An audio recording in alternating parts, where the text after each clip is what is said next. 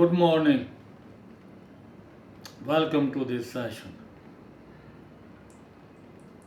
And I much thank God that He has enabled me to speak to you. And then I am much thankful to you that you need to hear the word of God for the message that Lord has laid upon this life. And I am very pleased to tell you some things, but first of all, I would like to ask you a question. How many know about a man who has built a People's Church, Toronto? I know. Oswald J. Smith is the founder of the People's Church, Toronto. And he was a great man of God. And there are some other men of God that have been lived on this planet. But there are still many men of God. They are living today on this planet. For instance, many men of God have lived as Leonard Raymond Hill and David Brainerd, George Muller, some other also. And nowadays, there are many other people are living today in this planet today. For instance, Franklin Graham. And then I want to tell you know that there is a great man of God, Dr. David R. Reagan. You would know about his website, Lambent Line America. So you would feel that he is the great man of God, and you can add his books as the plan of God for the ages and living in the borrowed time. Oh, hallelujah, wonderful God. I would like now to speak about some other things as great man of God, Oswald J. Smith has wrote. These some thing though you know that he wrote. He wrote, "Never will I forget the appeal Sir Winston Churchill, the then Prime Minister of Great Britain, made to the American people before they entered the war. It will rings in my ears. It is also in my ears are ringing these words. What are the words? Give the tools and we will finish the job. These are the words the Prime Minister of the Great Britain in those days, Winston Churchill, has appealed to the American people. That's what our national leaders need also today. They are saying today, the national leaders, they are saying today, they can distribute the salvation booklets from the door to door before Jesus is coming. Then let the put the tools their hands. No soldier should be sent without proper equipments. These are the things, proper equipment. What the proper equipment? The building or the message? The buildings or the message? Buildings are much builded now. We must decide whether we are going to put the money into the buildings or the message. We must know that we are going to put our money upon the buildings or the message. For nearly 1,900 years now, the churches has been putting the money into the buildings instead of the getting out the God's message. Now we have learned erecting magnificent cathedrals and luxurious auditoriums in which we worship the God. Jehovah Witness knows what they are doing. They are putting the money in the paper, in the message. They know. But what we are doing, we are still looking to the buildings. Oh no, we must spread the message of the God. Yet, all over the United States of America and the denominations of the Canada, they are still investing in bricks and mortars, whereas God wants us to get out the message. These are the tools we need now, the national leaders of the Pakistan, that the Pakistani people, this nation must know about the Christianity. They know about the Christianity, but they not know about the not until the church realizes that the message is more important than the building, we will be able to evangelize the world.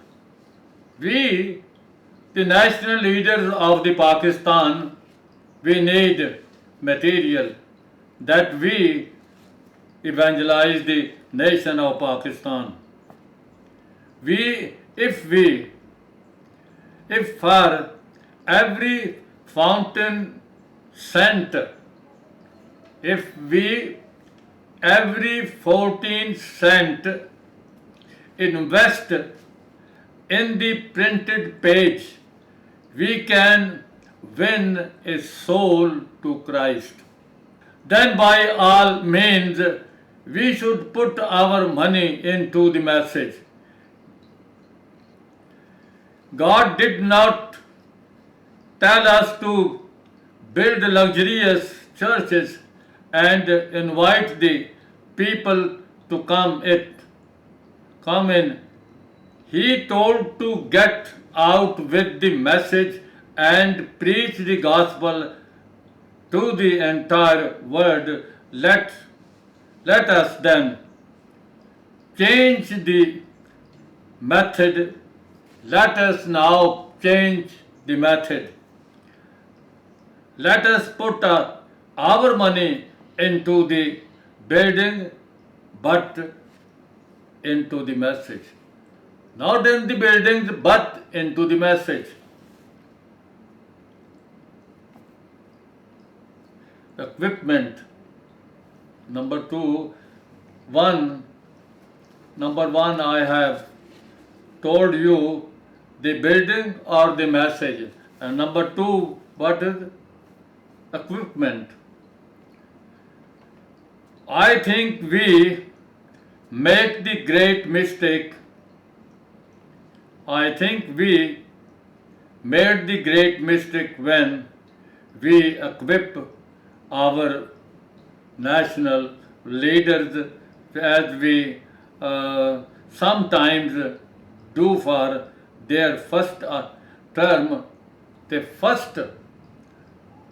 The leaders, national leaders, they are finishing now. Some people are in the old age. Some people, they are young people. Young leaders, old age leaders also. We must have to put into their hands the printed page.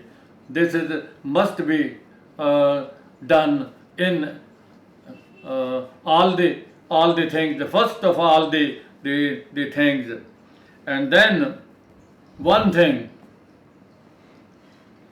When the Lord Jesus Christ left this world 1900 years ago, He gave the disciples just one thing to do. He spoke in effected as follow. I am leaving you now. I will be a long time, but one of the days I will return. Now while I am absent, there's just one thing I want you to do. I want you to take this gospel of mine and give it to the entire world. Oh, praise God. See that every tribe, people, tongue, and nations bears it. Do you understand? Do you understand? This must think. Do you know that they know Jesus Christ, who has given his life to all the world? God so loved the world that He has given His only begotten Son, that whoso believe Him not perish, but he will be saved. And also Jesus said, I will come back. I am going to build a place for you, then I will come back. And there is a need to learn about the things that Jesus has spoken to us. Oh, hallelujah. Jesus, when I accepted Jesus, and that made a great thing for me, and I accepted Jesus, and still I was not knowing about the personal, about Him. I want to know actually personally Jesus. But when I baptized, then after baptism, because there is written that repent for your sins, and every one of you baptized in the name of Jesus Christ, then you will receive the Holy Spirit, and that you will accept Jesus and you will be baptized, that your sins will be blotted out, and then you will get a new life. But when I baptized, I was not knowing this, because of my some other things. I was not completely knowing these things. But now I know Jesus, that Jesus is my hope. Jesus is going to come again, and I come to know the Christianity, but there is a need for you and to other also, as I needed. I wanted to know Jesus personally, and Jesus is the builder of the church, or Jesus is the builder of the Christianity. Christianity is a religion, but Christ is the building of the church. Christianity is a religion, but Jesus is the not religion but life. Jesus said, I am the way and the life, and I am the way and the way and truth and the life. So this is what I want to tell you, that you must have to know about the Jesus who is the building the church, and we must know about Jesus who is the author and who is the finisher of the faith, and still we must have to know to pray and to do the will of God and seek the will of God, as we are now in the field. These are the nation of Pakistan need the Jesus Christ who is the builder and finisher of the faith, and also people know about the foundation of the Christianity, because Christianity is a religion, but the founder is the real the founder. It means that Jesus Christ is the founder, who is the Christianity the founder of the Christianity. Christianity is real religion, but Jesus is about Savior, and someone also, Jacob Gregory, has written in his book, what is Christianity? Christianity is not a creed, but it is a life. So my dear, we need to know the Jesus, and all the things must be go on forward, and that the appeal made by the then Prime Minister of the Great Britain, Winston Churchill, had made to the American, give us tools that we will finish the job. And now Pakistani leaders,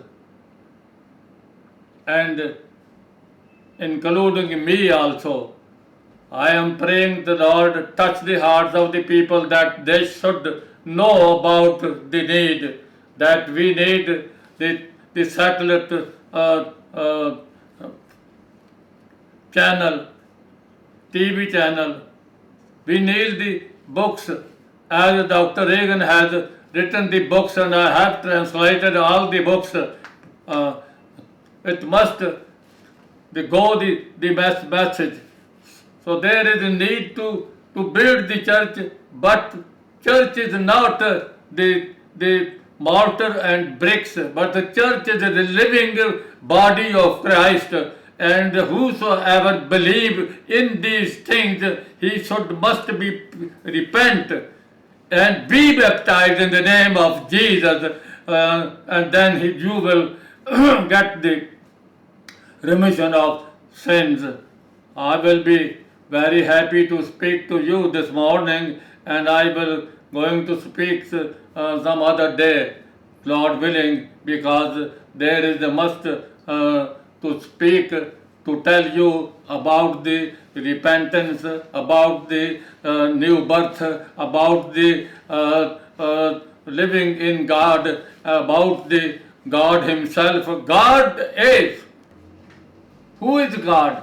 God is the existent one, this God. And that God manifested in flesh.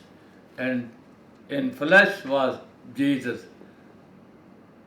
In 1 Timothy 3:16, you can take your Bible and you can read with me. Without controversy, great is the mystery of godliness, that God was manifested in flesh. So Jesus was God in flesh, and Jesus wanted that this nation know Jesus who is. This nation wanted to know, and my burden is filled with these words. Oh, as Lord has told Jeremiah the prophet that those are coming to worship in the house of God, tell them what I am saying to you without hesitation, and not a word but full message what I am telling to you. Please go to the Jeremiah chapter 26 and from verse 1 to 5. There is written that God is speaking to Jeremiah. Likewise, Jesus speaking to me also. And likewise, Jesus speaking to you also. Your name, your God will be glorified as you are watching and as you are praying and as you are waiting on God. Let us wait on God and see what He has put in His store for us. Thank you and God bless you. We will see as Lord will allow me to speak another day to you. Amen. God bless you.